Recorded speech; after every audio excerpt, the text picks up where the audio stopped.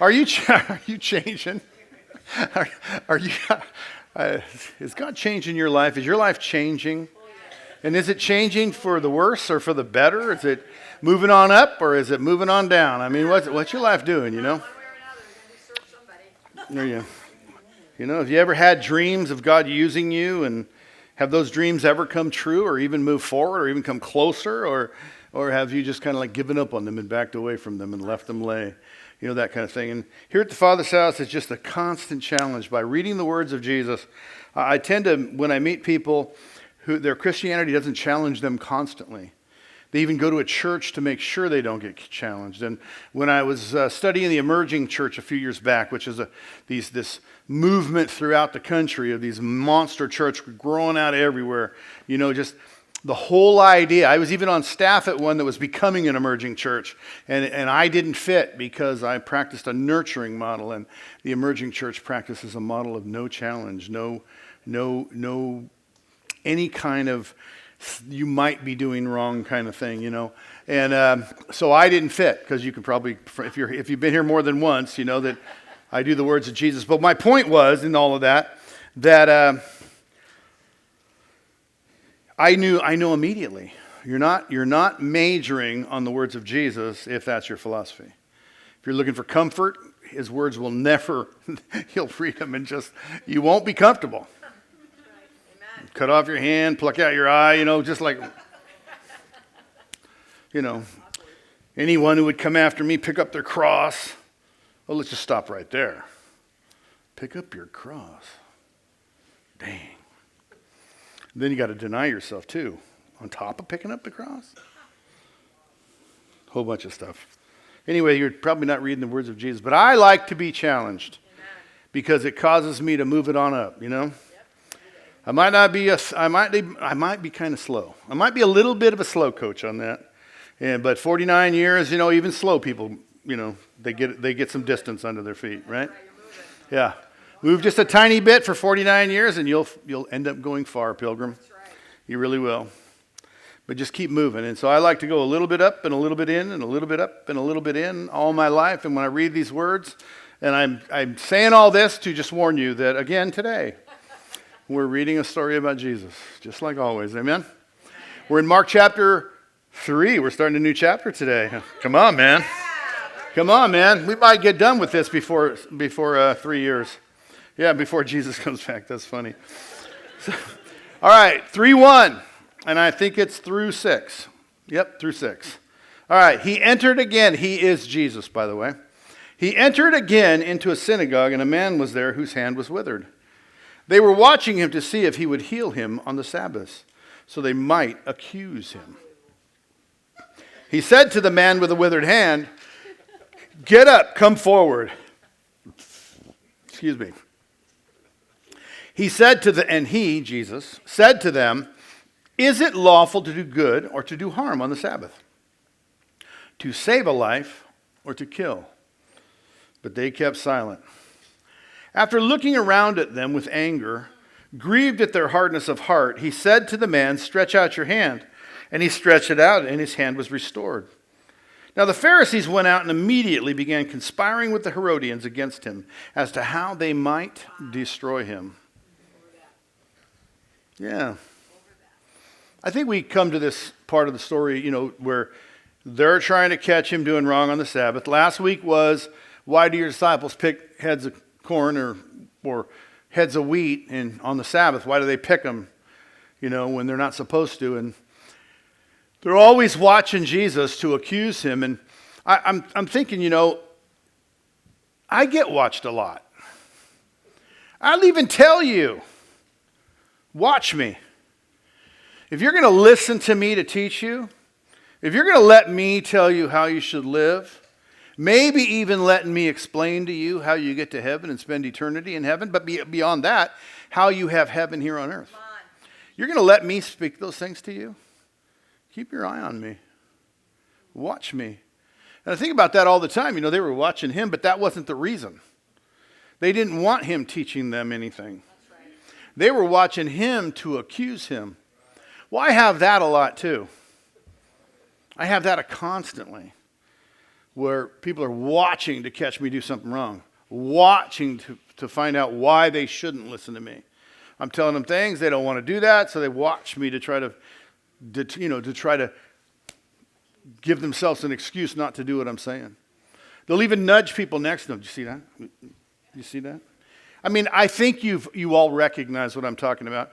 And in any church bigger than 5, as soon as a church gets past 5, every pastor that ever lived has to put up with this Pharisaical thing. The Pharisees are still alive and well in the Christian church, in God's people, in the children of God, in the tabernacle of God.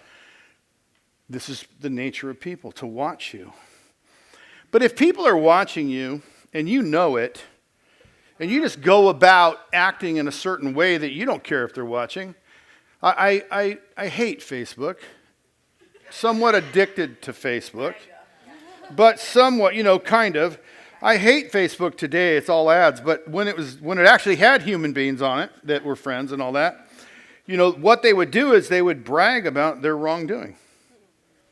Or they would brag about something that isn't necessarily wrong to do, but it would destroy other people to influence them to do it. Can I just say there's a great many people in this crowd that if they saw me holding the glass on Facebook saying, it doesn't get any better than this, and, chugging my whiskey, if they saw that on Facebook, it would destroy their life. To brag about it, could we have a discussion of whether it's right or wrong to do it? Not today, but some people think it's horribly wrong, and some people, oh no, this is right. They have churches with whiskey bars now.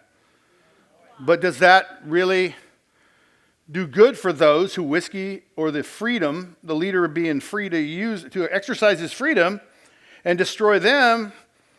I'm not, if I know you're watching me, do I have any responsibility at all? Well, that's the problem with reading Jesus. You're going to come along this. If you cause one of these little ones to stumble, it'd be better for you if a millstone were hung around your neck. But I don't want to worry about them. Why is it my problem that they stumble?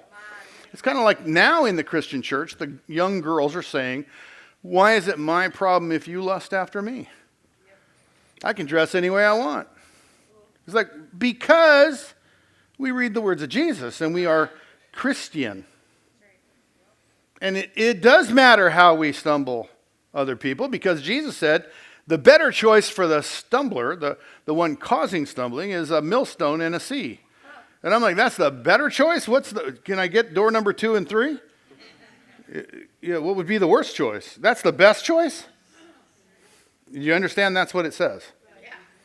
So if I know people are watching me the way he's being watched, they're watching him to catch him.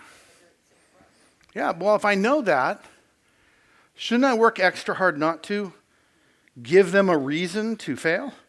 Or give them a reason to hate? Or a reason to reject Jesus? And then what about the thought that I'm the representative, that they see me, they're going to judge him? Now I'll repeat a common phrase I use all the time. I meet people all the time that don't like Jesus. Just a short conversation, and I found out they've never met him. How could they not like him? I find out, they met one of us. They don't like him because of us. Well, if I know people are watching me, and I know people are judging him because of what I do, I think my right to be angry at injustice, my right to be angry that my rights are being taken, my rights. Well, maybe I'm reflecting they're not going to like him because of me. Maybe I should put my rights on hold. Maybe put them in the back seat. Maybe make them the lesser angels of my nature, I guess. Follow me? You following what I'm saying? And so they're watching him to accuse him. They're watching him to try to find a way to get other people to quit watching him. All these people are watching Jesus for the right reason. They're watching Jesus for the wrong reason.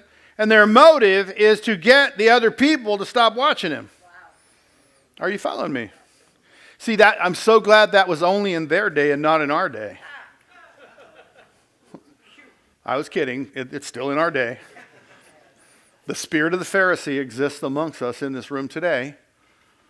Happens every time I think it doesn't. I get kicked right in the rear by it. And other places, but we'll use rear. Are you following me? Yes. Are you tracking what I'm laying down? Now this gets way better. This little story gets way better. So Jesus, in verse 3, he identifies need. It says he sees a man with a withered hand. Man with a withered hand is there, and he calls him up. Hey, you, come up. He knows they're watching him. He knows it's just in case he's going to do something just like this, and he does it anyway. Because it's right to do. And he identifies that by saying what he said. He says, is it lawful, in verse 4, to do good or to do harm on the Sabbath, to save a life or to lose it? In another place, he says, if a man's ox falls in a ditch, don't you help him get his ox out? If you would save an ox on the Sabbath, wouldn't you heal a man who's lived in affliction his whole life? Right? Is it okay to do good on the Sabbath? I have a question. Is it okay to do good anywhere? Ever? How about in a world where wrong is right and right is wrong? Now, is it good to do good? Is it okay to do good? Is it okay? As long as the good is what you think is good, it's okay. But the minute someone does what's good by God's standard, now the society decides. What if you lived in China in the last 30 or 40 years? Would doing good even like this in the name of Jesus, would it be good? It would be good by God's standard, but would the enemies say it was good? Would the Pharisees say it was good? The officials say it was good? How about Russia before 1990? I'm sorry. How about Soviet Union before 1990? How about Richard Wurmbrand, where was he? Oh, he was where? Romania before then. Tortured for Christ. Right now, I just got a thing from Nepal, one of our missions in Nepal. The pastor, they videoed it. Guy walks right in, starts beating the pastor in the face. Turns around and beats 3 women. They videoed it. 3 women in the congregation just got beat up for being Christian. Our mission in Pakistan. Their stuff is being lit on fire. We've got to keep their car behind a closed door, behind a gate. Someone will throw a cocktail in it, a Molotov cocktail, and burn their car up. Got to keep their cows 3 hours out of town or they'll kill their cows. They'll steal their daughters at 11 to marry them off to old men. And they'll never find them. Your daughter disappears and you'll never find her. Those are Christians around the world. So our pastor in Pakistan goes and heals the withered hand. Is it good to do good? Well, not according to that crowd. He prays for them and brings them food. When the floods, Pakistan had horrible floods in this region. Well, he went about raising the money. You and I helped him. We helped him with relief. Same with the guy in Nepal. We helped him with relief for the floods, earthquakes. The earthquake in Nepal, floods in Pakistan. We helped them. And they get beat up in their services for doing good. Is it good to do good? Or do you even understand the privilege you have to do good where you live today? Do you understand how much better it is for you that you get to do good? I got to tell you, doing good really feels good. That's a lot of goods in a couple sentences, but you understand what I'm saying, right? You're following me. You're picking up what I'm laying down, right? That it's really good to do good, and I feel good doing good. Yeah, it's very good. And is it God's will that I do good? That's what Jesus is saying. And who am I trying to appease? And who am I trying to please? And who am I trying to be like? Jesus. So they don't like my doing good, but he likes my doing good. Okay. I don't do good, he's not going to slap me, punch me, burn my car. I do good, they might. Now what's the decision? See how I started with challenge? Yeah. But here, all they're really going to do is hate you. I was in 2 weeks ago, I got stuck in the middle with 2 of my littlest grandchildren. I got stuck in a a parade. Very colorful parade, if you want to follow that. And you would think there were guys dressed like not guys and girls dressed like not girls. And you can, anybody's imagination working? Okay. But I was waiting for all the corruption of that message, and they didn't. It was all about genocide of Hamas. Anti-Israel stuff. Well, where is good in this? To stand there and let them say what they're saying, or to argue back? If you come against their truth, is it good or not good? Every single person in the room has a dilemma. You have a decision to make. I think most of you should stay silent. I think some of you are being led to speak up. But you have to really consider this. You have to consider what's good and what's not good. You have to decide what God's calling you to do and what your gifts are, what your abilities are. I know people that can go out and speak for the good of this subject. And they want to, and they're having effect, and they're doing well, but they need help. I think maybe some of us could support that guy, or those people, or that mission. And that would be defined as good. I can't argue at this parade because we'll have fistfights in the street. But if I help somebody who is effectively arguing this message, and the majority is rising up against this message, that this is wrong, what they're doing, and I'm not talking about the colors, I'm talking about the message of Hamas and Israel. So I want to keep politics completely out of my pulpit, but I don't want to fail to speak about politics when it's good to do so. And politics really has nothing to do with much, but I've asked before, how could we ask for God to bless our nation? Some of you are from different nations, and you ask for God to bless your nation. But how can God bless a nation that kills 40 million babies for convenience? How do you, what's good? There's a whole lot of these questions. I mean, I'm covering none compared to how many there are, but Jesus identifies need, calls the guy up, says, is it good to do good? Is it good to do good? Do you want to do good? I got some questions for you. Do you want to do good? Are you willing to pay for the privilege of doing good? Are you willing for it to cost you?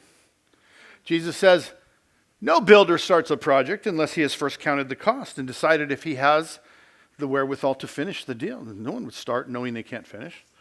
No king goes to battle and stands against his enemy and says, we're fighting. We can't win. We're fighting. Have you looked? We can't win. No, instead he sues for peace and tries to make a deal, the best deal he can, to keep his people alive and survive for another day. But nobody, without counting the cost, should go forward. Are you willing to pay for the privilege of doing good?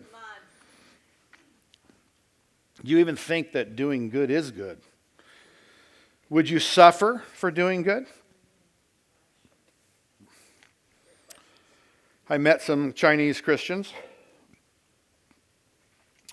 I'm trying to remember where. I think it was TOW. Transform Our World. Ed Silvoso. We were at a conference. I think I met a whole group of Chinese Christians. Underground church. Many of them suffer for doing good. My friend in Nepal, the church suffered for doing good. My friend in Pakistan, I used to preach at his church every month. But the persecution is so bad that if they catch him, they'll kill him. Bringing a Westerner like me, a white guy, in to preach in Pakistan, a Christian, an American, oh my gosh. If they intercepted that online preaching, he would be killed. So I had to stop preaching. Not because I'm in danger, no, because he's in danger. But we're all looking for the way to get back there and help them with more than just money and cows and wells and things we help them with. But he's willing to suffer. His people are willing to suffer to do good. And they hand out food constantly to people of different religions. They don't say if you're a Christian we'll help you. They say if you're hungry we'll help you. And they're willing to suffer for it. They were plotting to harm Jesus here. And I have it on good authority from the Bible and other sources. They harmed him. Yeah. They got their way. He did good and got away with it for that day, but he didn't really get away with it. He still got harmed. Have you ever seen a crucifix? No. Come on out to my property, the Father's house property out there. You'll see a crucifix that just depicts some of the suffering he went through. He didn't get away with it. He suffered. Would you sacrifice? It sounds like the same thing, huh? But it's not. Would you sacrifice pleasure to do good?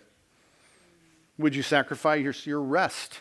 Like, I need rest. Oh, I need to do good. Would you sacrifice your rest to do good?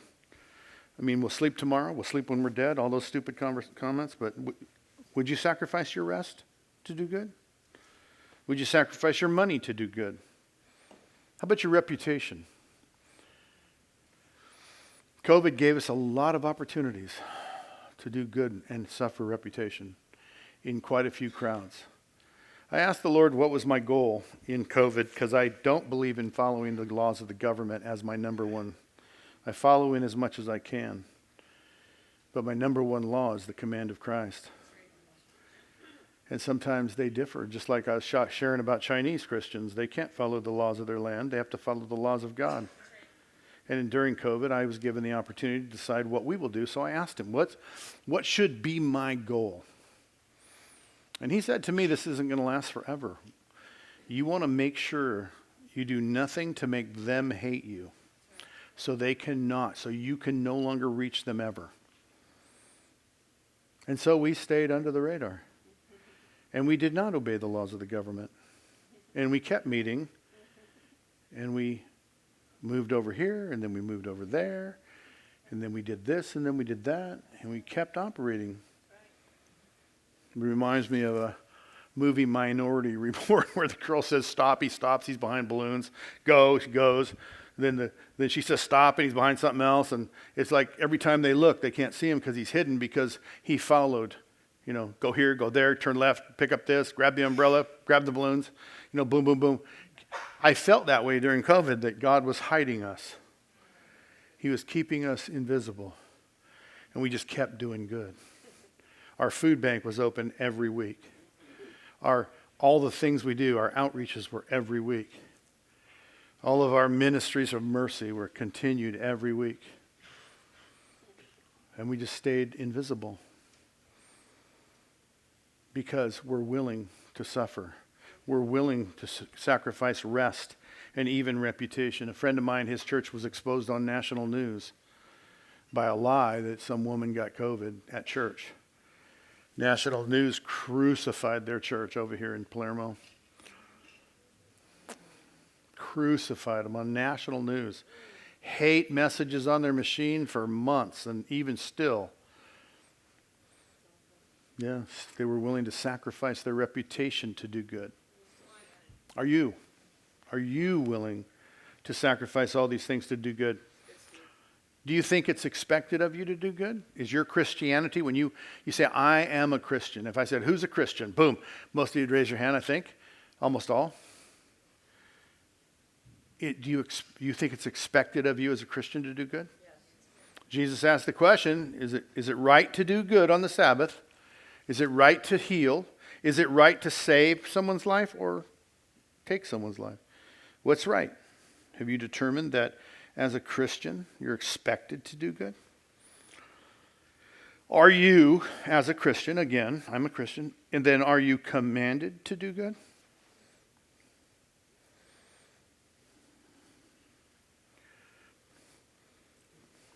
Jesus says, I was hungry and you fed me. What do you think that's all about?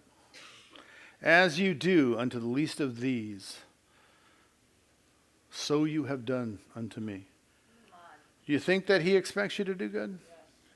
Yes. Is he telling you to do good? Because at the end of that story, the ones who did those things went away to eternal life, and the ones that didn't do those things went away to eternal punishment. And I'm like, oh my gosh. Whoever teaches this anymore? Whoever where does Where did these teachings go in the landscape of Christianity? That now we don't think we have to do good, or we don't think it's expected. And then, so the last question, do you want to do good? Like, do you want to do good? Like, you wake up in the morning saying, where can I do good? Where can I do good? I mean, I've got, I've lived 20,000 days, or I've lived, all these days. How many of those days did I do good for others? When did I make others more important than myself? Is that part of your Christianity? Doing good at your own cost, at your own penalty, at your own reputation, even the chance that they might punch you, they might throw rocks at you, and they might give you an award. I recently went to some banquet where I was in line to get an award. I didn't, but at least I got called up as somebody that was nominated, So it's like, is that what you do it for? But no. No. We had an event this year that 28,000 people came for, and 150 people put in a month's work of every single day. And before that, it was another month, so 2 months, for 28,000 people to come to. And it was just flat good. Did it feel good? Yeah. Did it have just a warm, fuzzy reward? Yes. A couple months ago, or a month ago, we bought a truck he was here speaking, the guy from the Philippines. We bought him a truck. Members of this congregation, not the church, bought him a truck. Individuals, 6 or 7 individuals bought him a truck. 30 years from now, there's going to be 38-year-old human beings that were 8. Wow. And 8 right today. And they're going to be testifying on microphones about how God has met them. And they met him because a bunch of people in this church bought him a truck in the Philippines. This congregation bought him a water filtration system. If you understand third world, water is, they don't turn on a faucet and have drinkable water. No, to get drinkable water is like, so they have to have water, they drink it, they get sick. They grow up deformed, they grow up blind, they have terrible eyesight, they have terrible coordination, they have muscular diseases, all kinds, because of bad water. Right. This congregation bought them water purification system. Come on. There's going to be 40-year-olds in 30 years who are healthy, wealthy, and wise preaching the gospel because someone did good. You understand what I'm saying? Yeah. Is doing good what you get up in the morning to do? And Jesus says, is it good? Is it good? Well, the Pharisees are still here. So, they wouldn't answer him. And most people won't answer me. Of course it's good. But go forward 5 years and they still haven't started doing good. Still haven't started sacrificing to do good, giving their time and energy, life, money, everything. It's shocking what our wealth, what do we call our prosperity, our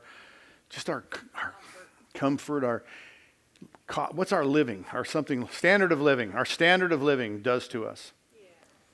Our poorest person in this town is so wealthy to a poor person in the Philippines. Yeah, right. It's true. You can always get water. Almost always get food. Right. They have no hope. It's true. Unless somebody answers the question. So is it good to do good today? It's really good stuff. Even if it costs you everything? Come on, Steve. What if you don't get to eat dinner tonight because you had to give your dinner to somebody who doesn't have anything? Is it good to do good? What if you just can't go on vacation next year because I just got invited on a trip and I said, no, I can't do that because when there was an earthquake, we had to give all the money to the earthquake, so we don't have the money to go on the trip. It's a mission trip. So I was hoping they'd say, we'll pay. They didn't. And we don't have it, so we're not going. But I just want to do good. Amen. Anybody with me on that? Yes. Are you with me? Just want to do good. Like, listen to this. The disciples said, well, then who can be saved? Because this very subject is what he's talking about. Who can be saved? He says, listen, even if all you've done is give cups of water to a little child. That's right. And we've done that. you will receive many times in the age to come whatever you gave. You've left home and family and house and possession and time, energy, reputation to give a cup of water to a child. You will never fail to receive your reward in the age to come and in this life many times more than you gave. It's like, that sounds like a vending machine of good. If I will just commit to do good, give to do good, serve to do good, lay down my life to do good, it's like a vending machine. It's all going to pour out, and I'm going to get more than I bargained for. I'm going to get more than I gave. What if you had a vending machine? You put in $1, you get 10. You put in 10, you get 100. You put in 100, you get 1,000. Would you use that vending machine? Yeah. That's what he's talking about. And he says, is it good to do this? He healed the guy. And it did cost him, these guys hated him. They hated him. Can you listen, think about this. God healed a man, and God's priests hated him for doing it.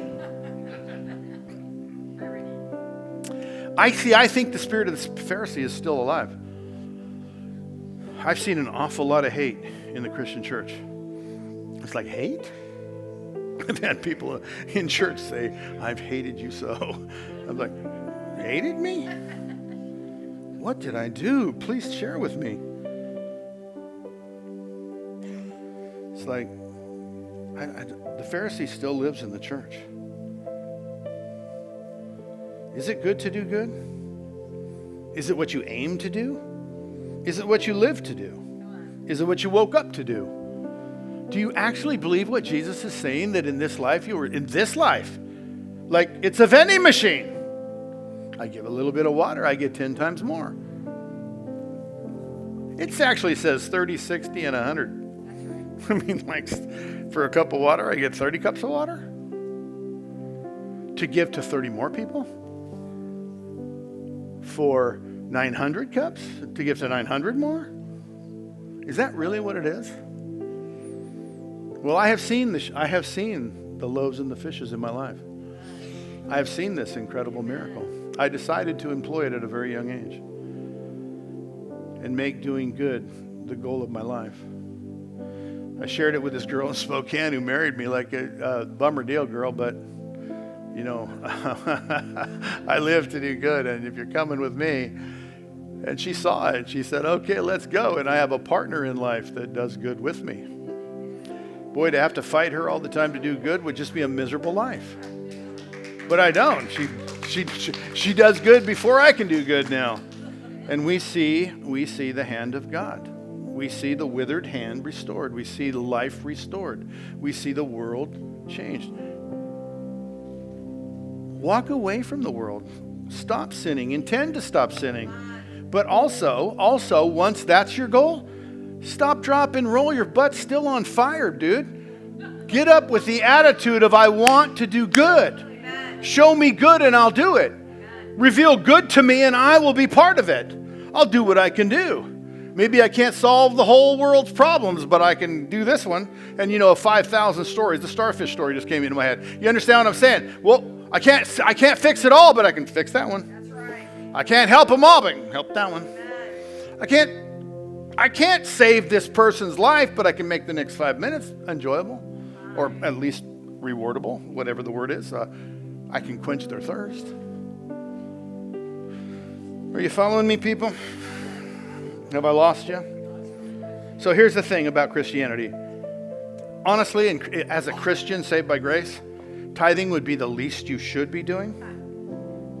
I'm just going to leave it there. I'm not going to describe it. Tithing is really the least you should be doing. We are not by law required to tithe. No, Jesus says you have to give all.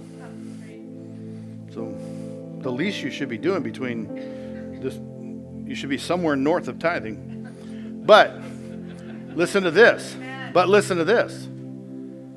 Good is also the least you should be doing. Your daily life being about doing good for others is the very beginning process of being Jesus in the world. It's the least. You do good every day?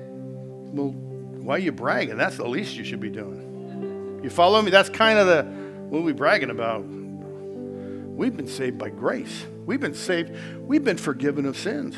Not just forgiven, but the debt was paid. Not just debt paid, the penalty served. I mean, are you following this? I mean, I could start up a whole new sermon right now. I'm already over. I'm already in the minus. The clock has gone off. The buzzers are sounding everywhere. He's playing.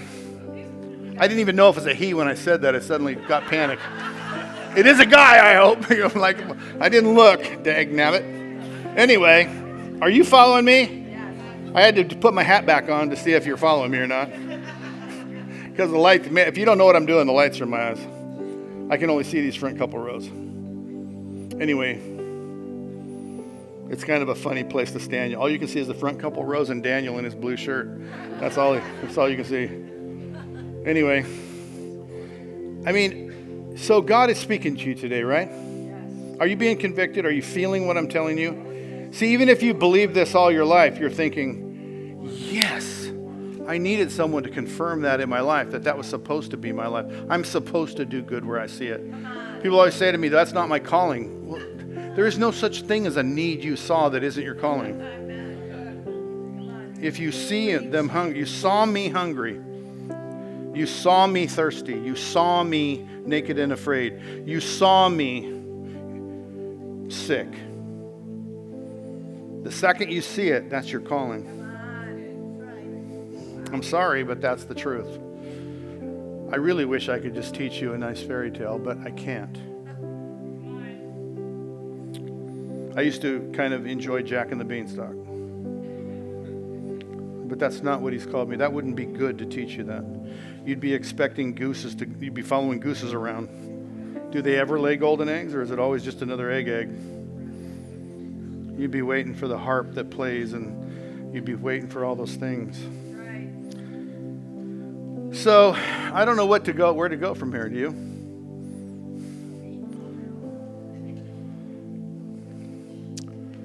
But do you want to do good?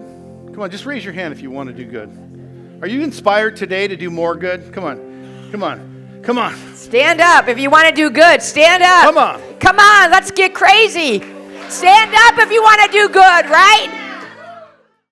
Thank you so much for watching this video. Please subscribe so that you never miss another video or live stream. And if you'd like to support the Father's House, just click the Give button. Thank you so much for watching, and we hope to see you soon.